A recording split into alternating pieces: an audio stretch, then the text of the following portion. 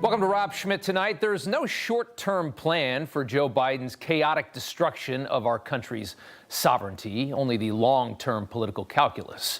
That much is very clear tonight. Millions of people being dumped all over our country. Your tax dollars funneled to NGOs to pay for it all.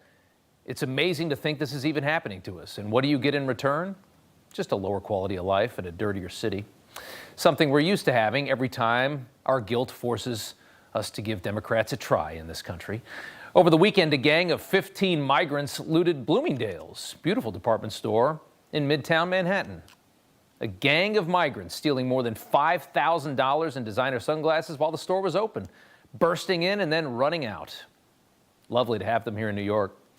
Joe Biden told you these people came here because they're starving to death in Paraguay because it's a half-degree warmer than it was 40 years ago. Not sure how Prada sunglasses taste, not as good as the 3 square meals they're being served in their 3-star New York hotel rooms. In another part of town, chaos at an overcrowded migrant center as somebody cut the line for all the free goodies being handed out by those nonprofits. And as this general nonsense continues, as we all just deal with this as part of having Joe Biden as the President of the United States, and Democrat mayors and governors plead for mercy from him, the Biden White House is allegedly negotiating with the socialist leader of Mexico to try and get them to help slow the constant stream of migrants. Remember, we used to have pretty good deals with Mexico on immigration. Much like gas prices, Biden needs the border under control, just for the election, though. Ironically, the people who say they're fighting to fix the border now are the same ones who bragged so much about dismantling it and creating this chaos in the first place. You had to deconstruct the horrible situation that the Trump administration had created at the border. Administration, the Biden-Harris administration, has indeed rescinded the immoral, unethical, and cruel policies, and we are rebuilding a system that has been entirely dismantled by the prior administration. President Biden is taking the challenge head on and is building a fair, orderly, and humane immigration system. That's our objective. You probably watch it, you probably think morons, something like that, right? Well, they're not. They're very, very calculated people. They just hate this country, and that's why they do what they do.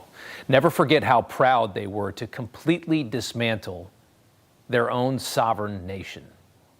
They were so proud to do it. They told you that walls were racist and they don't work. They're racist and they don't work. They used the compliant media to dupe millions of people into believing there was such a thing as economic asylum, which they just totally made up. They told you everyone has a right to enter your country and have their case heard. Everybody, the whole world. There's billions of people. Let's let them all in.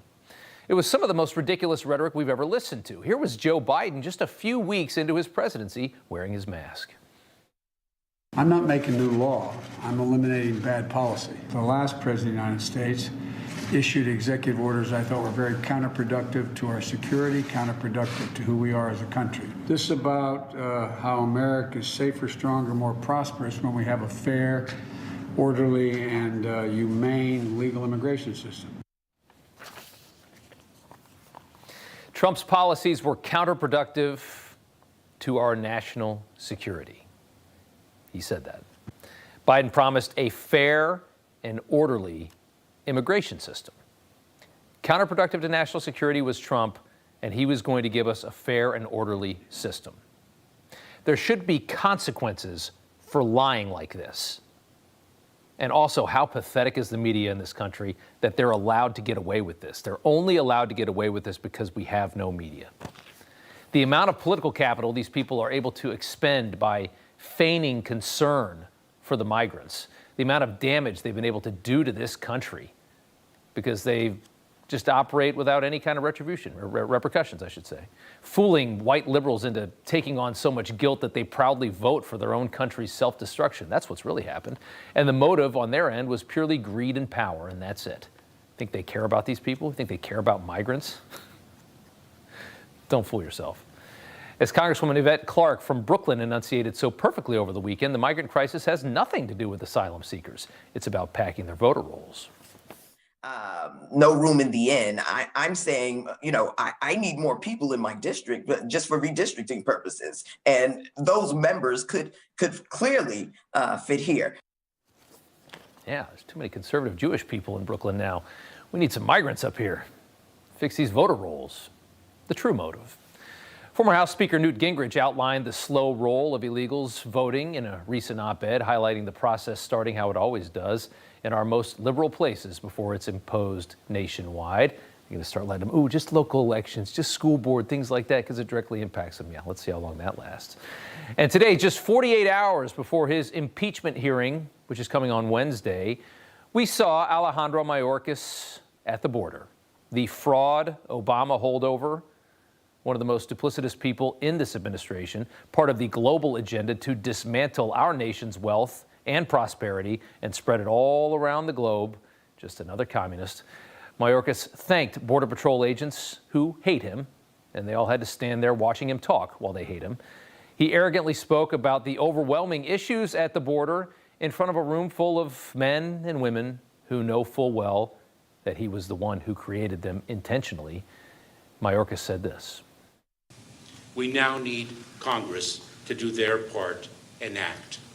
Our immigration system is outdated and broken and has been in need of reform for literally decades. On this, everyone agrees. So he goes and destroys the border, and then he tells you that it's all broken and we need Congress to fix it, which means we need more of your money.